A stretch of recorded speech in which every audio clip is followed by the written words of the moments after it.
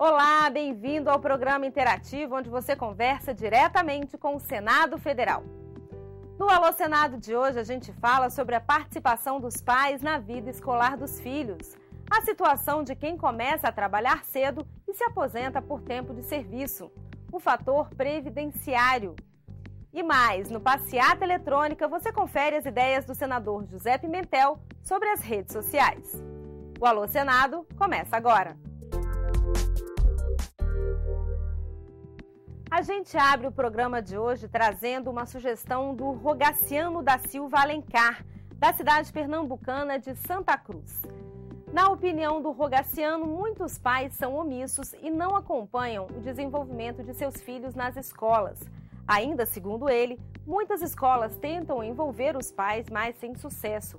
Em geral, elas enviam por meio dos alunos convite para que os responsáveis venham conversar com professores e pedagogos, mas os alunos nem sempre entregam esses convites aos pais. A sugestão do Rogaciano é criar um cargo equivalente ao de oficial de justiça, que é um representante da lei exclusivamente para atender as escolas. Se os pais receberem um documento entregue por um oficial de justiça, ao invés de um convite informal, eles provavelmente se sentirão obrigados a comparecer à escola. E se não comparecerem, podem ser denunciados por abandono intelectual. O Rogaciano quer saber se a sugestão dele é viável. Com a palavra, o senador Cristóvão Buarque. Rogaciano, eu acho sua ideia muito interessante, porque um dos problemas mais sérios da educação é o envolvimento dos pais na escola. E nós temos tido muita dificuldade em fazer isso. A sua ideia pode trazer um caminho. Eu vou trabalhar a sua ideia. Quem começa a trabalhar cedo e se aposenta por tempo de serviço pode ter uma surpresa desagradável. Foi o que aconteceu com a Maria Benedita Gonçalves. Ela mora em São Paulo, capital, e escreveu para o Alô Senado para contar a sua história. A Maria Benedita contribuiu para a Previdência por 33 anos. Quando se aposentou aos 47 anos de idade, ela descobriu que receberia apenas 80% do seu salário, por conta da grande diferença entre a idade de aposentadoria dela e a expectativa de vida das mulheres brasileiras. A Maria Benedita não acha isso justo e pergunta se esse desconto está correto. Maria, o Alô Senado levou a sua mensagem ao consultor legislativo Marcelo Cassiano. A questão da Maria é bastante comum com a pessoa que começa a trabalhar cedo. O que acontece? Ela contribui durante um longo tempo da vida dela e quando ela aposenta ela se depara com esse quadro. Ela recebe menos do que, na verdade, era o salário dela na época que ela estava em atividade. Por quê? Porque a pessoa que se aposenta por tempo de contribuição, ela tem sob o benefício dela a incidência do fator previdenciário. Esse fator ele visa justamente a desestimular a aposentadoria precoce, a evitar que a pessoa saia do mercado de trabalho tendo idade ainda para trabalhar. No caso dela, ela se aposentou com 47 anos e tem 33 anos de contribuição. O fator de contribuição dela é de 58% sobre o salário de benefício, o que incidindo sobre as regras do cálculo do benefício dela dá em torno mesmo de 80%, que é o que ela está recebendo de aposentadoria.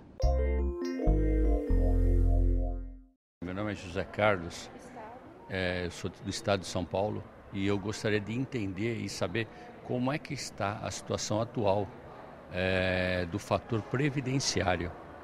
É um assunto polêmico que várias vezes já foi falado e a gente já ouviu na TV, mas até o momento nenhuma situação, nada foi concluído a respeito do assunto. E eu gostaria de saber sobre isso. José Carlos, eu cumpri a minha parte, o Senado cumpriu a sua parte. O Senado aprovou um projeto meu que acaba com o fator há 6 anos atrás, quase 7. Agora tem que haver uma pressão nos deputados. A Câmara dos Deputados não bota a matéria em votação e está lá engavetada durante todo esse período, né? É fundamental que os deputados entendam que se querem ser votados, eles têm que assumir a responsabilidade de votar essa matéria. Não pode uma matéria como essa, que confisca pela metade o salário do trabalhador e principalmente da trabalhadora, que ela perde até 51%, o trabalhador perde em torno de 40%, continuar em plena vigência. E isso é para quem é do regime geral. Quem é estatutário, o executivo, o legislativo, o judiciário, esse não pega o fator. Quem pega o fator é o regime geral da Previdência, que é uma baita sacanagem, né? É um assalto quase ao bolso do trabalhador no momento que ele mais precisa.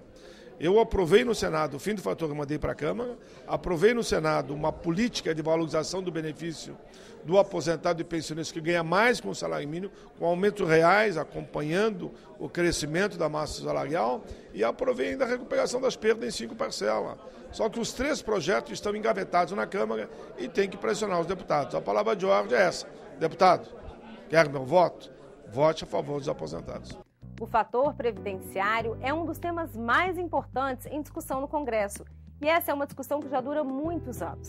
Acompanhe agora a matéria do repórter André Ricardo para entender essa história em todos os seus detalhes. Com a criação do fator previdenciário em 1999, o valor da aposentadoria paga pelo INSS passou a ser influenciado pela idade do trabalhador ao se aposentar, o tempo de contribuição e a expectativa de vida da população. O benefício passou a ser calculado sobre a média de 80% dos salários recebidos a partir de julho de 1994.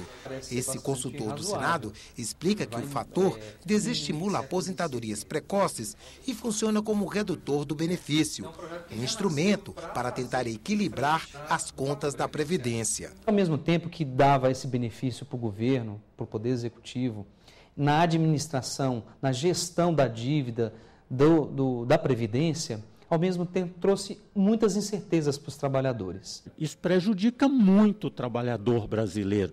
A gente deseja que ele seja derrubado justamente para nós buscarmos a recomposição de tudo que nós perdemos. O fim do fator previdenciário chegou a ser aprovado pelo Congresso em 2010, mas foi vetado pelo então presidente Lula. Atualmente, várias propostas com o mesmo objetivo estão em análise no Congresso.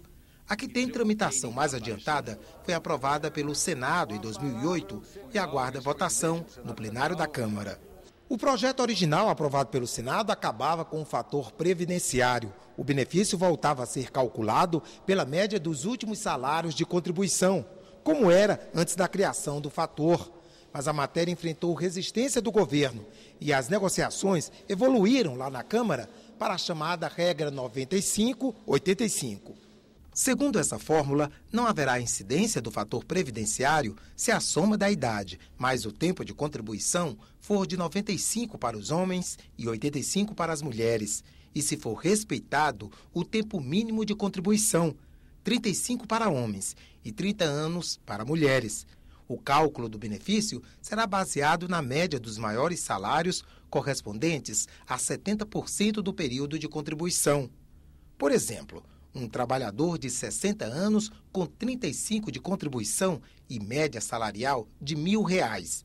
Pelas regras de hoje, ele tem direito a uma aposentadoria de R$ 867. Pela fórmula proposta, o benefício seria de exatos R$ 1.000. Para este especialista, a regra proposta é boa tanto para o governo quanto para os trabalhadores em vias de se aposentar. Você preserva a noção de que você tem que contribuir muito tempo, preserva uma idade mínima e, ao mesmo tempo, você oferece chance para ele se preparar melhor para a aposentadoria e ter certeza de qual vai ser melhor o seu benefício. O que o Twitter, o Facebook, o Instagram e outras mídias sociais têm feito pelo trabalho dos parlamentares? O Passeata Eletrônica conversou sobre isso com o senador José Pimentel.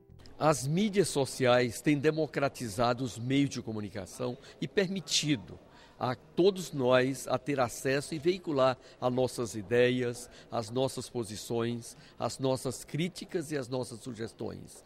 Para nós do Congresso Nacional, que trabalhamos aperfeiçoando a nossa legislação, aprimorando o nosso ordenamento jurídico, temos nas mídias sociais um instrumento de pesquisa, de sugestão e de enriquecimento dos debates aqui no Congresso Nacional. Por isso, sou um daqueles que entendo de que precisamos cada vez mais fortalecer as nossas mídias sociais para que esses 202 milhões de pessoas que são nossos cidadãos e cidadãs possam ter acesso à comunicação. E por hoje é só. O Alô Senado volta na semana que vem com mais assuntos escolhidos por você. Continue participando e mandando as suas mensagens. Para mandar uma mensagem escrita, acesse www.senado.leg.br/tv. Nessa página, basta ir até o menu Serviços no lado esquerdo da tela e clicar em Fale Conosco. E para fazer contato por telefone, é só ligar de graça para o 0800 61 22 11. O Alô Senado também está nas redes sociais. Fale com a gente pelo twitter.com/alôsenado ou pelo facebook.com/alôsenado federal. A gente se vê no próximo programa. Até lá!